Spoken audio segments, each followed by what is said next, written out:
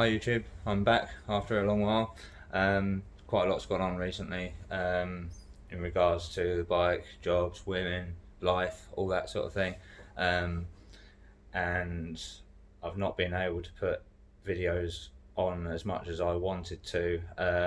Basically, this is a bit of an update video just to say what's going to be actually happening and what's happened fairly recently. And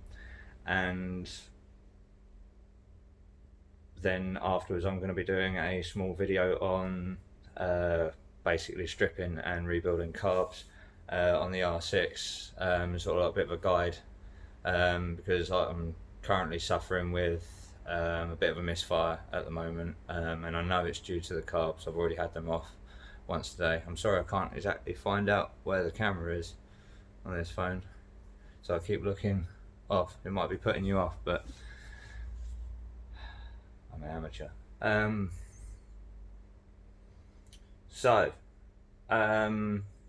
we got quite nicely built up as far as it goes. We got a 250 YZ250 dirt bike, two-stroke, and we was doing a few practice days, a couple of enduros, stuff like that.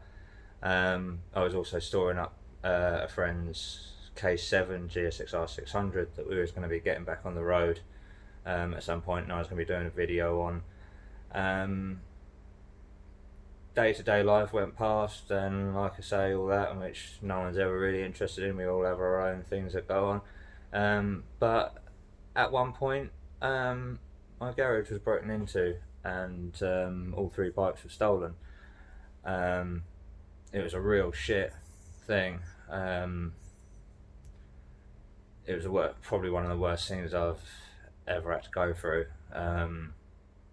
And I hunted along with a local group of people who specialise in search and recovery of stolen motorcycles. I put a bounty on the head of the R6, and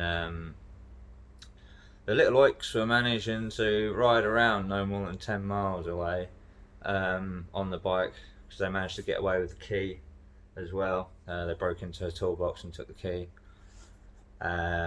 Rifled through the garage looking for the keys for the R6 and the Gixxer. The Gixxer key wasn't there, the R6 key was. They took the bikes, they took helmets, and proceeded to basically rag around the R6 in front of me. There's only young kids doing it. But we eventually got the R6 back. It was spotted by someone, and then my friends went and sort of stole it back, or recovered it, as it were. I got it back at 1 o'clock in the morning on a Friday night. Put it in hiding for quite a while the police wanted to do their bit with it, and all that sort of stuff. And I eventually got it back out of hiding. I've upgraded the garage security quite a bit, and also it's blocked by 3.5 ton vans and stuff like that each night. Again, nowhere's ever impossible to not break into, but at least this time it was very easy for them. Last time they literally had to unscrew some hinges of a garage door. All you needed was a cordless drill. This time you'd have to make quite a bit more noise, and there is also CCTV and other bits and bobs to help with anti-theft, because I'm not going through that again. That was the worst ever experience of my life. So what I'll do is I'll show you around the bike. Kind of a little bit of a story with it in a way. It's been really good, other than being stolen. I had a problem with the fuel tank rusting out from the inside, and it clogged the fuel filter, which made it end up running poorly. And because at the time it was my daily daily vehicle, I literally just cleared out the fuel filter. I know I should have replaced it, but I at the same time I bought the wrong size universal filters. So in an attempt to get the bike running, I just bashed out the old one, and loads of stuff come out of it, especially once it was dry. And it was perfectly clear again. It was washing through. I was washing fuel through it, and it was coming out nice and clean, no bits and pieces. And I was running the filter in reverse as well to, flush out all that stuff. And so I got it back to being sort of half decent or usable anyway. And so put it all back together. Obviously cleaned the tank out. I've heard of stuff you can use to line the tank, but at the same time it takes sort of 2 or 3 days to actually do the whole process, and I just simply didn't have the time. So also my little petcock thing where you've got the little mesh, it's just gone. The mesh is gone. So it's something I need to replace. So I need to sort out. So once the bike was back from being stolen, I did put new white wheels on it, and new tyres and stuff about 2 days before it was stolen. And then I got it back, and I did my little bits and pieces to it during the recovery, and moving from garage to garage, and this, that and the other with my friends and stuff, and managed to, well, I didn't, a friend managed to snap a peg off, but he did it. I saw the way he did it, and it touched the garage side of the garage door so lightly. When it snapped off, it must have already been fractured or ready to go. So I'm glad it went then, and with not my foot on top of it out on the road. So in an attempt to just ride and make sure the bike was okay, I have just bodged a little sort of long bolt there at the moment. It's not the most comfortable thing to stand on, and I don't put too much pressure on it, but it gets me the ability to ride the bike. At the moment, like I say, I won't bore you with life things, but things are pretty tight at the moment. It's only a short-term thing, but we've got to do what we've got to do to survive at the moment. I had new pads and things like that, and not too long. I'd say about 4 or 5 months before it was stolen, and my front pads are still, I'd say, probably half or 60% good, but my rear pads are completely shot, and I did have a good, nice, positive rear brake before it left, and when it come back, it had no rear brake, and I just thought, what the hell have they done to that? I took the pads out and found there's literally like a millimetre or so of crumbling pad left, which isn't good at all, which basically means for the short unavoidable journeys that I'm doing on the bike at the moment, it's pretty much front brake only unless really needed, and also, like I say, small roads, slow speeds.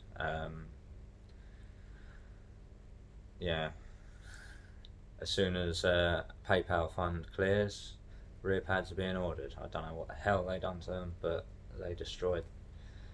So in a minute I'm going to get on with another video of doing the carbs, because we've got a little issue there. Going back to the same issue we had before, rusting the fuel tank. This time I stripped the carbs off already, completely rebuilt them again already. Something I did in the rebuild of the bike originally, but off camera.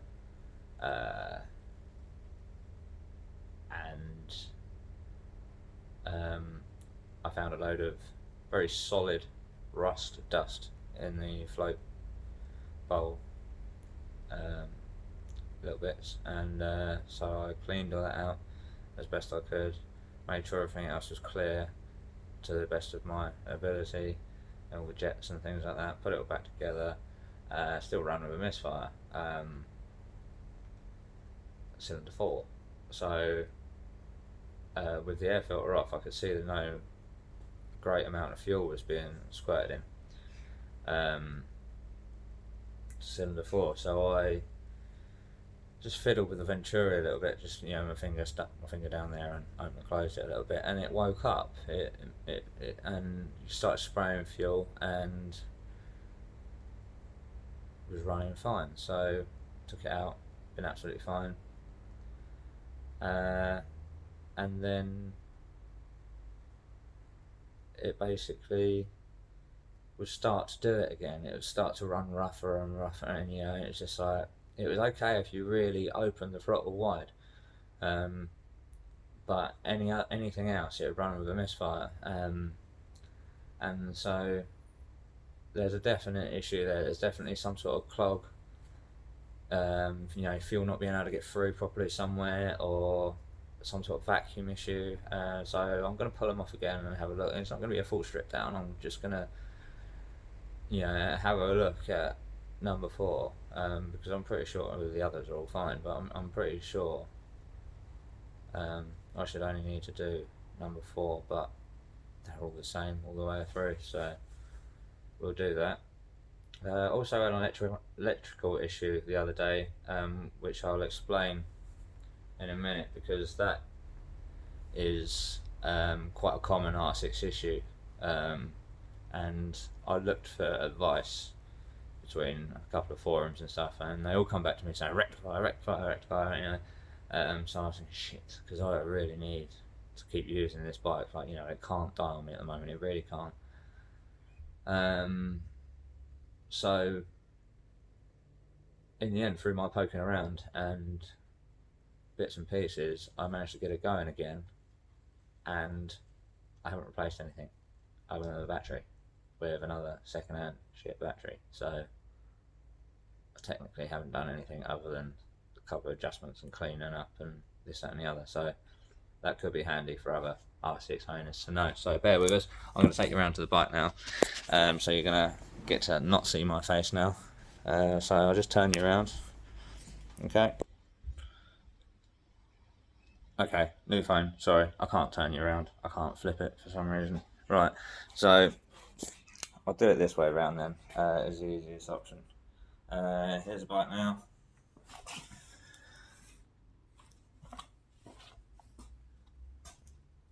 Oh, this doesn't work very well, does it, John? So there's the bike now. I had to drill out the steering up when I got it, because when we got it back, we obviously didn't get it back with a key, so we sort of stole it back, so I had to cut that off. I'm now currently using T55 Torx bit to start it, which isn't the greatest, but I say as soon as we do, we'll get some get a new lock set for it. I'll do a video on replacing that. It's all still pretty much as the same. We got a little bit of damage from, I think it's more from the recovery, because all this was hanging down. This is currently held up with cable ties and little brackets and what I can do to basically keep it up there. Got a bit of a scratch in the sticker. My tyres are far from brand new now. They kind of destroyed those along with the rear brake pads. Here's my ingenious little foot peg. Just a M8 long bolt, 2 nuts. I don't like it. It's not bent. I've kept an eye on it. It's not bending. And the front wheel has been in the air. I tend to not land it back down too hard, so but it's all through mistake. I'm not doing it on purpose at the moment, really. Well, I say mistake, you know how it is. That's in general it, really. It still needs its body work. When I got it back from being stolen, the idea was I was just going to do the winter rebuild now. But the problem with it is I need a bike. I need a vehicle. I've got a van, but I'm currently not insured, which I need to get sorted out. Obviously, can't use the van all the time. It's not insured, so it's just my barricade for now. Sorry about the light in here. I've got a really bad sodium light. Eats electricity. It lights up the whole garage, and it looks normal in here to me, but on camera it just looks all yellow and weird. Whenever I take pictures of stuff, it's all a weird tingy yellow, and I've got to change them. That's it really. So on with the next video. There's one other thing. This was a crack before. Right here was a crack before, and thieves decided to finish the job for me, so I've currently got a cable tie. I don't like things held together with cable ties, I really don't, but needs must. Sorry, I'm awful with this filming malarkey. So yeah, my white wheels look alright. I mean, they weren't done brilliantly. I've sort of cleaned them up a little bit just for the video. Just gonna have a quick wipe over. Obviously the sticker's not backwards, it's just I'm filming on my front camera. But yeah, so that's it basically. So onwards to the next video. I'm going to try and add more and more content the further we go into it, and then try and grow the channel a little bit. I'm going to be running a sort of breaking, buying and selling bike business, specialising in Yamaha, Honda, doing the dirt bikes and things as well, sport bikes, any sort of thing. So I'm going to be doing a lot of how-to videos, starting with this carburetor one for the R6. And so if you want to like, subscribe. We're going to be a very basic channel, but hopefully some decent content. I'm not expecting to get big or anything like that. It's just a little bit of fun. So and then someone might actually learn something. I might be able to offer some advice. Like I say, you see my previous build series, I've done the 5SL conversion on the R6 that I'm leaning against. So if you haven't seen that, check that out. Rather long-winded videos that you need to skip through most of because they're all completely unedited. I'm still completely unaware of how to edit, but I now do have a full PC, as you can see behind me, rather than just a really slow, clogged up laptop. So I might actually be able to use the software properly and actually be able to learn to basically edit, so videos might actually improve. You never know. You never know. Right, so I'm gonna call it a wrap now. I'll see you soon, YouTube, and if you want to like and subscribe, please do. Thank you. Bye bye.